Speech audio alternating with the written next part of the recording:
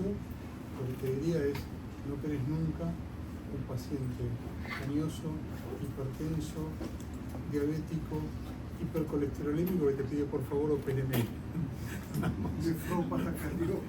Fue simplemente una pésima elección quirúrgica en función a un pedido especial de ese paciente que me dijo, operame porque no quiero seguir viviendo así.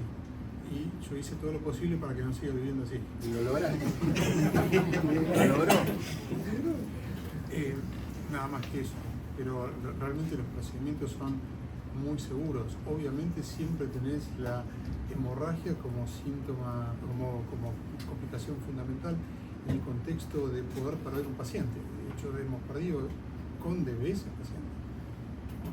Pero la realidad es que si el paciente está bien elegido y respetas las técnicas y tenés, digamos, una buena reconstrucción de tu cerebro, donde puedes objetivar dónde están tus vasos, es muy difícil que vayas a tener una complicación. Después la segunda pregunta, no entendí bien cuál es el contexto que vos querés, qué es lo que vos necesitas como instrumental para hacer una cirugía ablativa. Así es, doctor. Y básicamente el instrumental básico es un marco estereotáxico, Y el equipo de radiofrecuencia. un equipo de radiofrecuencia, un equipo de microregistro, electrodos de lesión y electrodos de registro. Nada más que eso, es muy sencillo. O sea, el mismo equipo de radiofrecuencia, habitualmente los mismos equipos de radiofrecuencia que están destinados para tratar pacientes con dolor, en su gran mayoría pueden ser utilizados para realizar ablaciones. Por lo cual, habitualmente en el contexto de servicios que hacen dolor, cirugía funcional, de otro tipo, ¿no? Risotomías dorsales, risotomías percutáneas, etcétera, etcétera. Con ese equipo lo puedes hacer. O sea, un servicio puede iniciarse en estas técnicas ablativas con muy poco. Lo que sí tienen las técnicas ablativas es que necesitan una mayor expertise que para colocar un electrodo. Hoy por hoy, ubicar una lesión en un núcleo y que esa lesión sea efectiva y segura no es lo mismo que colocar un electrodo. Como te mostraba hoy al principio, podés tener un single MER tracking, o sea, un solo registro es suficiente probablemente para colocar un electrodo, teniendo en cuenta que hoy por hoy tenés electrodos multidireccionales, ¿no? Y podés corregir cualquier error potencial de desvío, ¿no? Siempre cuando no sea un desvío realmente mayúsculo, pero los desvíos habituales que podemos tener corrigiendo la estimulación, habilitando ciertos canales o ciertos otros no. Para una lesión, obviamente uno está hablando de un procedimiento irreversible y como todo procedimiento irreversible necesita ser practicado con cierto, con cierto cuidado y sobre todo respetando los pasos para no equivocarse y poder generar una lesión segura. Decía también de los electrodos unitarios y multiunitarios que el unitario es reutilizable y el unitario tenés que estar comprando cada uno. Eso es verdad. Los electrodos multiunitarios tienen la ventaja que puedes reesterilizarlos muchas veces, son muy duraderos, que en cambio los electrodos unitarios son más frágiles, son más finitos y perdés más electrodos en la práctica diaria. Un electrodo unitario sale prácticamente lo mismo que un multiunitario y un multiunitario lo puedes usar muchísimas veces. Sí, gracias. Doctor Jason, ¿cuál es el estándar de oro de tratamiento de la enfermedad de Parkinson? Estándar de oro quirúrgico, que dice internacionalmente. PBS bilateral en STM. ¿Y eso es verdad? Es cierto. La verdad es que hay pacientes que con una sola lesión con radiofrecuencia pueden quedar perfectamente. O sea, ¿qué quiere decir por esto? O sea, es que no todo lo que nos dicen es del todo cierto. Y le agradezco al doctor Sergio su honestidad porque no todo el mundo presenta los casos malos también, ¿eh? También de ahí aprendemos mucho. Y eso es muy importante. Y eso quiero que se lo lleve usted como residente. Que todos los médicos tenemos casos difíciles, malos, muy malos. Pero bueno, le haré una pregunta al doctor Sergio. Yo me he ido moviendo un poco, casi ya no hago palidotomías. casi ya no hago paleotomías, ya no hago rappel, no, ya no. Hago subtálamo, zona incerta. Entonces, la pregunta es si les ha pasado lo mismo, no solamente a Sergio, sino a todos los neurocirujanos funcionales, y con qué grados de temperatura quemas, cuánto tiempo quemas subtálamo. A ver, ¿qué, te quedaste de frío? Es como que me digas que Messi ya no juega más al fútbol. ¿Cómo que lo vas a hacer más rápido? Ahora necesito que me digas por qué ya no lo haces rappel, más rápido. Porque para los que no conocen rappel, son las radiaciones prelemnicales, que es una estructura blanca que llega hasta el tálamo y que el grupo del doctor Fiacro Jiménez, el doctor Francisco Velasco, el doctor José Carrillo describieron en el 2000-2001 como un blanco alternativo al subtálamo. Inclusive hay un trabajo excepcional con Alim Benavid comparando realmente que son dos blancos diferentes, y los resultados en términos de control de síntomas, fundamentalmente el temblor, era fantástico, con la diferencia que en las rappel, al no tener cercanía del área límbica del núcleo subtalámico, tenía inclusive menos efectos adversos desde el punto de vista de la esfera psiquiátrica. A cambiar las Entonces, ahora, contanos por qué. Bueno, por los efectos colaterales.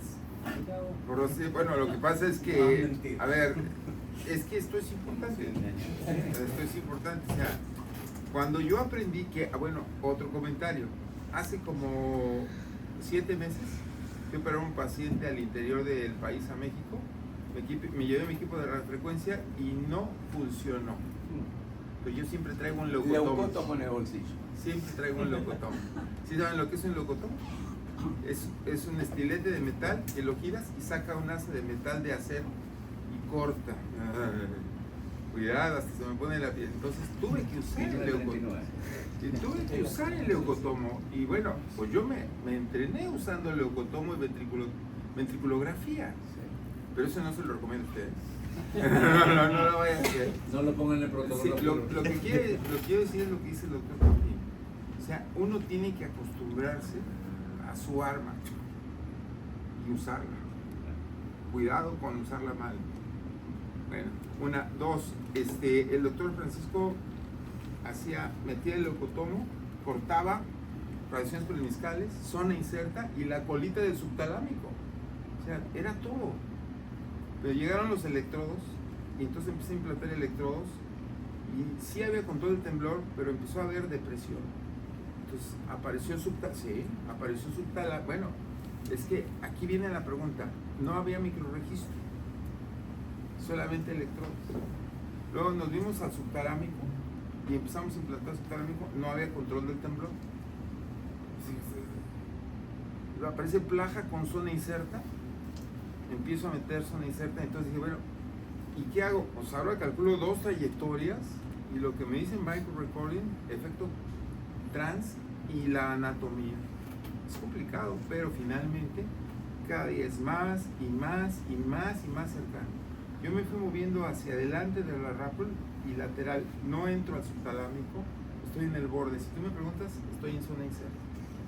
Registro con ¿Estás en el subtálamo en qué parte?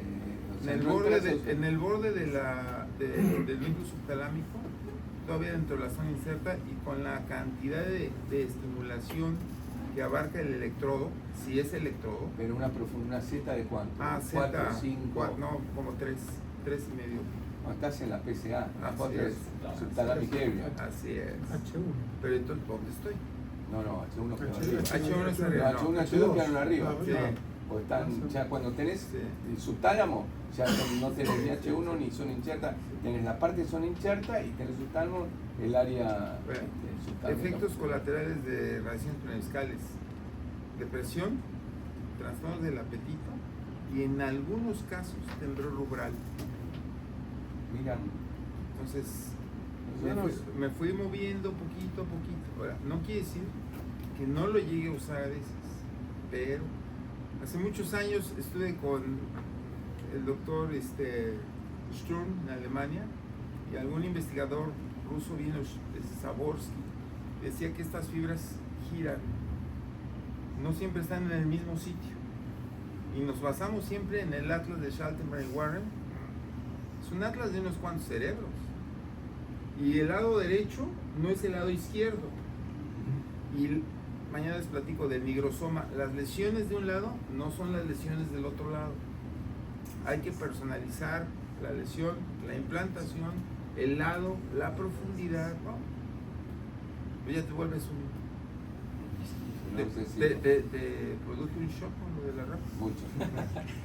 Puede ser una... Me mató. No, bueno, tampoco quiere decir que no funciona. No, A ver, ¿qué estás haciendo su talamotomía? para ir finalizando, pero Fiacro me hizo pensar en algo. Para la gente joven, ¿qué es mejor? ¿Un tractor o una Ferrari? Para los jóvenes. Así. ¿Ah? Dependiendo para qué doctor. Contesten. Dependiendo para Depende qué de dónde lo doctor. pongas. Bueno, pero usted no es joven. Usted sabía la respuesta.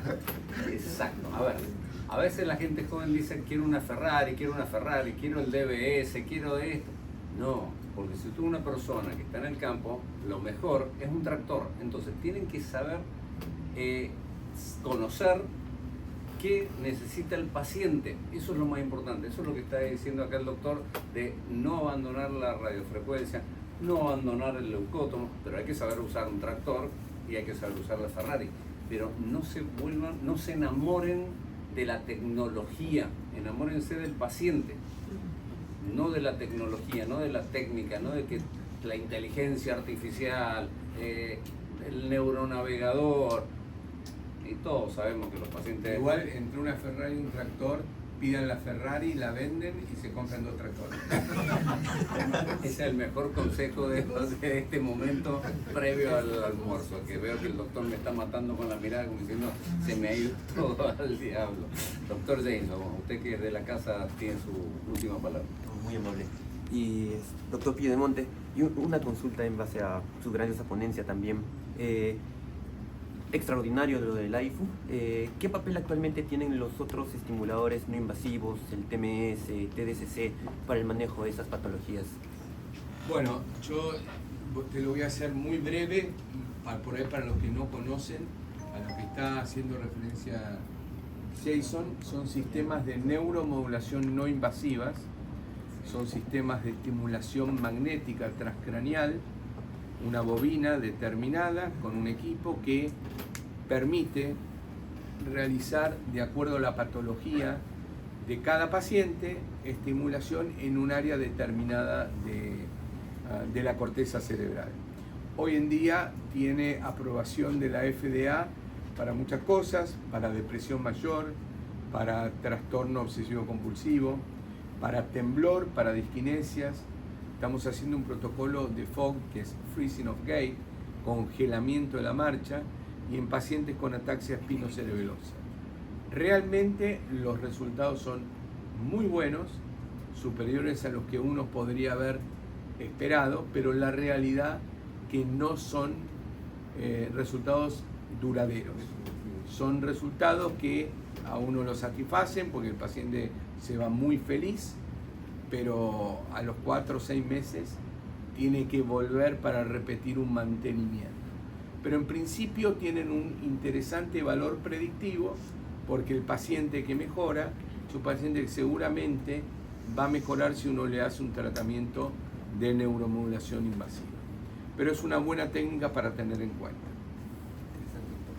¿Me permite una última cosa? El doctor Fabián Cremar Quijino, en el caso de trastorno obsesivo compulsivo, ¿han tenido la oportunidad de operar el núcleo subtalámico anterior? No, en mi caso siempre ha sido capsulotomía. Capsulotomía. Muy Porque buen resultado. hay una tendencia ahora última, ¿verdad? Sí, es cierto. Sí, nosotros tenemos solo un paciente operado en Uruguay de trastorno obsesivo compulsivo con electrodos en subtálamo, en el sector más inferior, y realmente han dado muy bien. Hicimos toda una reunión internacional con opiniones de diferentes expertos, diferentes escuelas, y ahí abandoné la escuela argentina y me tiré a la escuela francesa del profesor Palfi, de la Universidad de Créteil, donde ellos hacen subtálamo en trastorno obsesivo compulsivo con un neuroestimulador. Y realmente las curvas que tenemos de índice en estos 6-7 meses, un poquito más lleva, son muy buenas la evolución en lo que es el trastorno comportamental. Realmente el chico volvió a trabajar, tiene novia, etcétera, etcétera, ha vuelto a una vida normal. Pero un paciente. Hoy en día, realmente, hoy en día la estimulación del núcleo subtalámico para depresión mayor la defiende mucho el grupo francés, no solo el doctor Palfi, el que posiblemente tenga mucha experiencia y uno de los que motivó la estimulación del subtálamo límbico en depresión mayor es Stéphane Chevardès de Grenoble, donde obviamente surgió junto a Lynn Benavid, y bueno, los resultados que ellos tienen son buenos. No obstante, el gold standard que se utiliza básicamente desde hace 60 años es la cápsula anterior, y fundamentalmente en los últimos años lo que mudó fue que se va a la porción más ventral de la cápsula, prácticamente a lo que es el estriado ventral y el núcleo accumbens. Hay un estudio de Zhang, es un chino que tiene una experiencia abismal, donde coloca electrodos tetrapolares y hace un sham, estimula los más rostrales, que es el brazo anterior de cápsula interna, y los apaga por un tiempo y estimula después los más ventrales, que es justamente accumbens y estriado ventral. Y los resultados son muchísimo mejor en ese grupo de pacientes. Por eso yo creo que hoy la mayoría de las personas van a la parte más ventral de cápsula interna. Los efectos son diferentes, ¿no? Para eso. Bueno, muy bueno lo que vos preguntaste. En realidad se diseñaron electrodos diferentes. Los diseñó la persona que primero en el mundo, en el 2002, implantó para trastorno obsesivo compulsivo, que es Bart Nutin, y diseñó unos electrodos tetrapolares de 4 contactos. En ese momento no había tecnológicamente posibilidad de tener más contactos, pero a diferencia de los electrodos de Parkinson, en vez de tener 0,5 milímetros, cada electrodo tenía 4 milímetros separados por 5 milímetros. Es decir, tenías una distancia muy importante entre los electrodos, entre los contactos, mejor dicho, porque la idea era tomar todo el brazo anterior de la cápsula interna. Lamentablemente ese electrodo, que era ideal, como no tuvo una aprobación final, hace 2 años o 3, en el 2022, desapareció. Hoy por hoy, si nosotros decidimos ir a la cápsula interna, brazo anterior, nos gustan los electrodos nuevos de 8 contactos, porque ahí vos tenés 16 milímetros de estimulación sin ningún problema. Blancos que se están utilizando incipientemente en esquizofrenia, ¿no? Tal Acumben cual, con tal estriado cual. ventral. Bueno, damos por terminado debido a la hora. Muchísimas gracias a todos los participantes. Muy amables.